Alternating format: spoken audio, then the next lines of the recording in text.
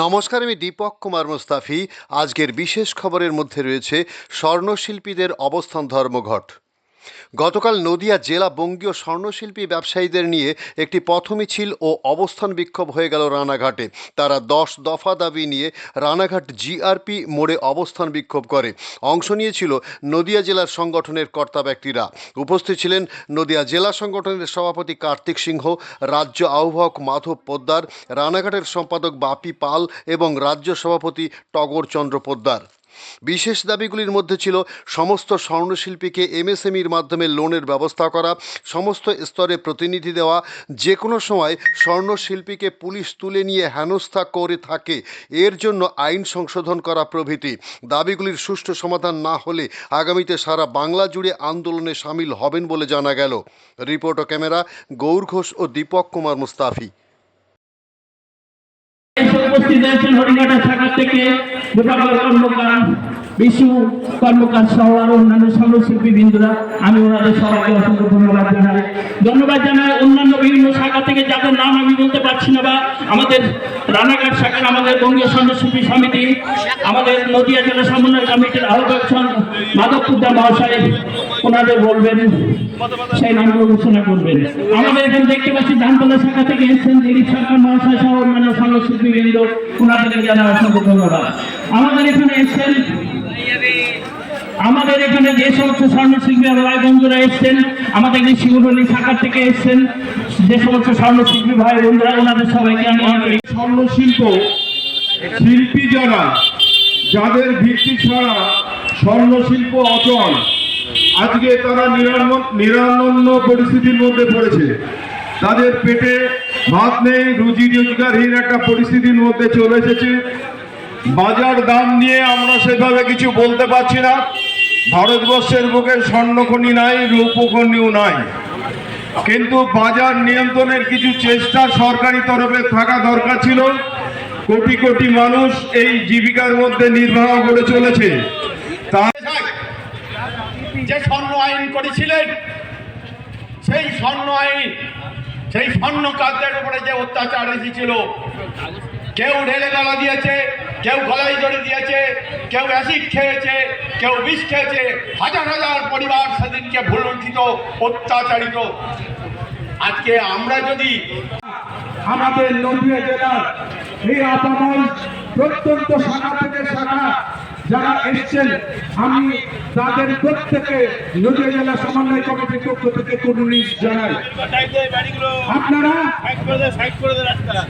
আপনাদের বাপ দাদার সময় থেকে আজ পর্যন্ত আমাদের প্রথাগতভাবে আমরা আমাদের এই হাতুড়ি নিয়ে এই শিল্পটির পেছনে ছুটে বেরিয়েছি।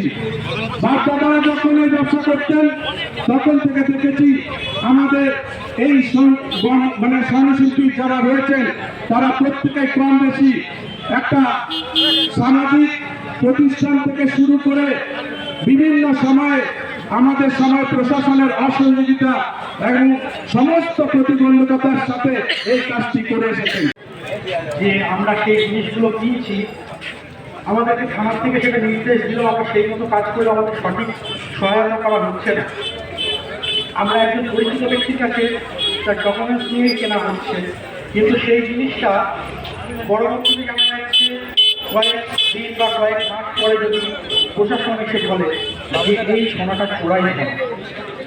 এবং আমাদের কাছে সিসিটিভি তো প্রত্যেক দোকানেই আছে, তো সিসিটিভি ফুটেজ নিশ্চয়ই 4-5 মাস বা 2 মাস পরে কোনোদিনও হয়। অনেক সময় এমন কেস হয়েছে যেটা দীর্ঘদিন পরে সেই কেস এসেছে এবং সেটার ব্যাপারে জানা গেছে যে এটা চোরাই না। তো যে কোনো দোকানদারকে তুলে নিয়ে যেতে চাইলে আমাদের আগের বক্তায় যিনি বললেন,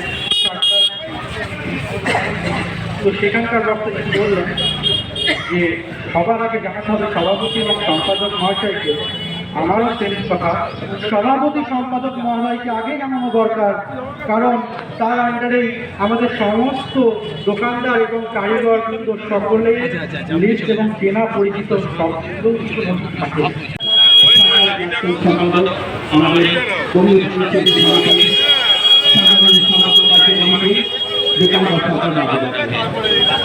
আজ এই পথসভা আয়োজন করার উদ্দেশ্যে 10 দফা দাবির ভিত্তিতে আমরা নদিয়া জেলা বঙ্গীয় সংস্কৃতি সমিতি সমন্বয় কমিটি থেকে এই পথসভার আয়োজন করেছি। দীর্ঘদিন থেকে নদিয়ার বিভিন্ন প্রান্ত থেকে সমরিপুষ্টি ধর্মীকার প্রতিটা অঞ্চলের আমরা রাজপ্রসাদের পারলেও আমি সমস্ত শাখাকে আজ এখানে একত্রিত করতে পেরে আমি নিজেকে ধন্য মনে করছি। আমি যে ডাক দিয়েছিলাম বঙ্গীয় সংস্কৃতিকে নিয়ে বর্তমান সময়ে আমরা অতিরিক্ত ব্যক্তি হিসেবে আমাদের ব্যবসায় যুক্ত হয়ে পড়েছে, তার জন্য আমাদের যে সমস্যাগুলো সম্মুখীন হতে হচ্ছে তার জন্য আমরা কিন্তু এই পথসভা এবং আমরা এই কমিটি আজকে আমাদের নদিয়া সমন্বয় কমিটির পক্ষ থেকে পথসভার আয়োজন আমরা করছি। আজকে আপনারা এসেছেন আমাদের দাবি করা বিভিন্ন রকমের যে দলগত দাবি আমি করেছিলাম সমস্যার ব্যাখ্যা বিভিন্ন রকমভাবে বলা হলো, চুরি দেওয়ার সংগ্রামের উপর যেটা আমাদের মধ্যে যে ফেলা আছে সেখানে অনেকে অনেক রকমের ব্যাখ্যা করছেন। আমি বলবো আমরা চোর ডাকাত কিছু রাজ্যের দায়িত্ব নিয়েছি, সেটা পুলিশের দায়িত্ব, সেটা আপনারা পালন করবেন। আমাদের দ্বিতীয় দাবি ছিল 60 ঊর্ধ্ব যে সমস্ত সংস্কৃতি সমাজ ব্যবসায়ী ভাইবোনেরা আছে বর্তমান অর্থনৈতিক বাজারে যাদের জনসাধারণের উপরে তাদেরকে পেনশনের ব্যবস্থা আনতে হবে। সংস্কৃতি ভাইবোনদের সরকারের সবকিছুর মধ্য দিয়ে স্বাস্থ্য বীমা করতে হবে।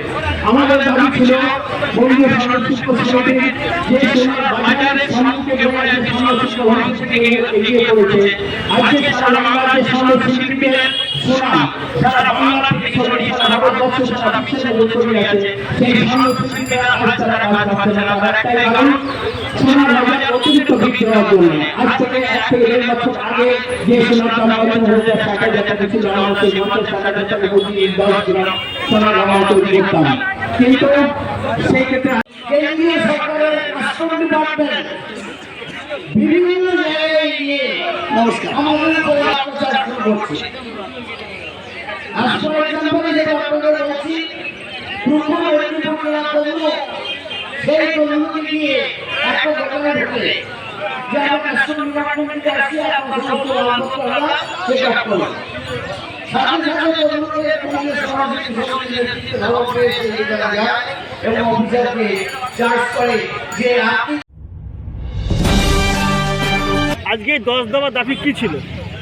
আমাদের প্রথম দাবি ছিল আমাদের বঙ্গীয় স্বর্ণশিল্পী সমিতি নদিয়া জেলা সমন্বয় কমিটির পক্ষ থেকে সারা বাংলায় আমরা এই আন্দোলনকে ছড়িয়ে দেব। সেই থেকে আমরা প্রথম দাবি করেছি আমাদের এমএসএমইর মাধ্যমে সমস্ত স্বর্ণশিল্পী স্বর্ণ ব্যবসায়ীকে লোনের ব্যবস্থা করতে হবে স্বল্প সুদে। আমরা দাবি করেছি আমাদের পক্ষ থেকে রাজ্য এবং বিধানসভা, রাজ্যসভা, লোকসভা, পঞ্চায়েত সমস্ত স্তরে আমাদের প্রতিনিধি দিতে হবে যারা আমাদের বক্তব্য তুলে ধরবে। আমরা দাবি তুলেছি আমাদের বঙ্গীয় স্বর্ণশিল্পীর উপরে যে চোরাই সোনার নাম করে বিভিন্ন সময় পুলিশ এসে আমাদের স্বর্ণশিল্পীকে তুলে নিয়ে যাচ্ছে। একটা দোকানদার 40-50 বছর ধরে মান সম্মান নিয়ে যে ব্যবসা করে আসছে সেই ব্যবসা আজ সেই মান সম্মান তাদের ভুলণ্ঠিত, তাদের পরিবার আজকে মুক্ত উঠে পড়ছে।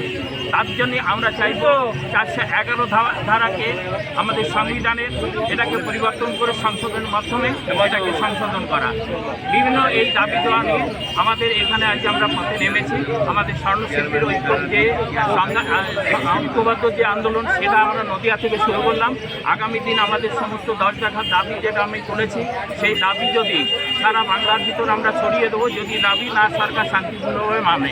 তাই আমি সবার কাছে অনুরোধ করবো, আমাদের সরকারের কাছে অনুরোধ করবো আমাদের শান্তিপূর্ণ দাবি আমাদের জন্য মেনে নেওয়া হয়, না হলে আমরা বৃহত্তর আন্দোলনের দিকে এগিয়ে যাব। সারা বাংলায় স্তব্ধ হবে এবং নদিয়া জেলা শুধু না সারা বাংলা এবং সারা ভারতবর্ষের ছড়িয়ে পড়বে। আমাদের শ্রদ্ধেয় তাপসচন্দ্র প্রধান মহাশয়ের হাত ধরে আমরা এই আন্দোলনকে সামনে এগিয়ে নিয়ে যাব। শিল্পীদের পাশে কিভাবে দাঁড়াবেন? বিপর্যস্ত স্বর্ণশিল্পীরা তারা বিভিন্নভাবে জীবিকা হারানোর ভয়ে আতঙ্কগ্রস্ত।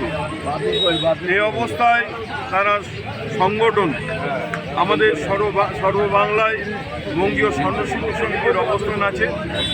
সারা ভারতবর্ষে অখিল ভারত স্বর্ণকার সংঘ আছে। তারা এসে আমাদের কাছে দাবি রাখছেন যে জীবিকা এবং সামগ্রিক সামাজিক নিরাপত্তা তাদের বিঘ্নিত হচ্ছে। সেই বিঘ্নিত হওয়ার হাত থেকে তারা নিরাপত্তা পেতে চান এবং যাতে জীবন জীবিকা পরিবার নিয়ে নিশ্চিন্তে বসবাস করতে পারে, সেই উদ্দেশ্যে আমাদের কাছে যে দাবিগুলো তারা তুলে ধরেন, আজকে আমরা 10 দফা দাবি নিয়ে সারা নদিয়ার সমস্ত ব্রাঞ্চগুলো সংগঠনের শাখাগুলো এখানে উপস্থিত হয়েছিলাম।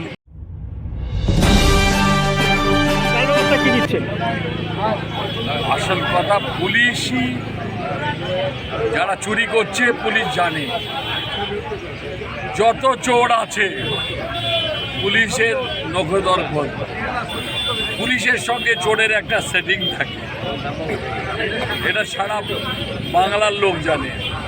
তাই আমাদের দোকানে যদি চুরি হয়, তার 24 ঘন্টা কি 48 ঘন্টার মধ্যে যদি চোর না ধরা পড়ে, মাল যদি রিকভারি না করে, আমরা সেই থানা ঘেরাও করে পুলিশকে থানার থেকে বেরোতে দেব না। এবং আমরা যেভাবে, যেটা আমাদের করোনার পরে যে পরিস্থিতি সৃষ্টি হয়েছে, আমাদের কারিগরের অবস্থা খুবই খারাপ, সেটা সবাই জানে। তাই আমরা চাই আমাদের কারিগর ভাতা 50 বছর থেকে 50 বছর যার হয়ে গেছে তাকে ভাতা সিস্টেম করতে হবে। এবং পুলিশই যে নির্যাতন, হরাসমেন্ট, মানে সেটিং যে গল্প, চোরকে পাঠিয়ে পরে চুরি করা, দোকানদারকে ডেকে মীমাংসা করা টাকা দিয়ে, এই সেটিং এবং প্লাস জিআরপিকেও হুঁশিয়ারি দিচ্ছি, এরকম কাজ যদি হয় তাহলে আমরা তখন ট্রেনও অবরোধ করব। যা আমাদের আন্দোলন আজকে 10,000 লোক নিয়ে আমরা শান্তভাবে করেছি, কিন্তু ভবিষ্যতে আমাদের কথা না শুনলে আমরা সেটা বৃহত্তর প্রতিটা থানায়, নদিয়ায় এমন কোনো থানা নেই যে থানায় অ্যাট এ টাইমে আমরা ঘেরাও করবো। আরেকটা হচ্ছে 10 বছরের জন্যে প্রতিটা এই পৌরসভা, নদিয়া জেলায় 9টা পৌরসভা, 7টা পৌরসভা প্লাস যত অঞ্চল আছে, 78টা অঞ্চল আছে, এই সমস্ত অঞ্চলে যত আমার স্বর্ণশিল্পী দোকানদার আছে তাদের ট্রেড লাইসেন্স মকুব করতে হবে 10 বছরের জন্য। কারণ সোনার দাম যত বেড়ে গেছে, আমাদের কাছে খরিদ্দার আসছে না, অনেকেই টুকটুকি চালাচ্ছে, তারপরে লেবারের কাজ করছে, বাইরের দিকে যাচ্ছে। সেই জায়গাটাকে সরকারকে দেখতে হবে, কারণ শিল্পী আজ থেকে 5,000 বছর আগে স্বর্ণশিল্পী ছিল। দেখবেন 5,000 বছর আগে স্বর্ণশিল্পীর প্রদীপ পাওয়া যাচ্ছে। তাহলে এই শিল্পী হচ্ছে 5,000 বছর, মানে যখন শুরু হচ্ছে মানুষের। স্বর্ণশিল্পীরা বিপর্যস্ত, তাই রাজপথে নেমেছে। আপনি তাদের কাণ্ডারি কি বলবেন? বর্তমান পরিস্থিতিতে সোনা এখন সোনার হরিণে পরিণত হয়েছে, আর এই সোনাকে কেন্দ্র করে এক শ্রেণীর পুলিশের জিহ্বা লালায়িত। তারা বিভিন্নভাবে স্বর্ণশিল্পীদের হ্যারাস করার জন্য কখনো চুরির গহনা খরিদ করেছে, কখনো চুরির গহনা ভেঙে গহনা তৈরি করেছে। এই অজুহাতে স্বর্ণশিল্পীদেরকে তুলে নিয়ে যাচ্ছে তাদের মান সম্মান সমস্ত বৃদ্ধি করতে। তাই আমরা চাই যে রাজ্যের স্বরাষ্ট্র দপ্তর বা পুলিশমন্ত্রী এই ব্যাপারে তার দৃষ্টি আকর্ষণ করতে চাইছি, যাতে স্বর্ণশিল্পীদের এইভাবে হ্যারাস না করে। প্রতিটা জায়গায় কোনো স্বর্ণশিল্পী যদি এই ধরনের ঘটনা ঘটে থাকে, তাহলে সেই এলাকার সমিতির সাথে যোগাযোগ করে তার দোকানে পুলিশ যাবে এবং তার সাথে ব্যবস্থা নেবে। আসাম হাইকোর্ট ইতিমধ্যে এটা রায় দিয়েছে। আমরা চাইছি কলকাতা হাইকোর্টও এইটার ব্যাপারে মামলা করতে, যাতে কলকাতা হাইকোর্টও এই রায়টা দেয়। ধন্যবাদ আপনার।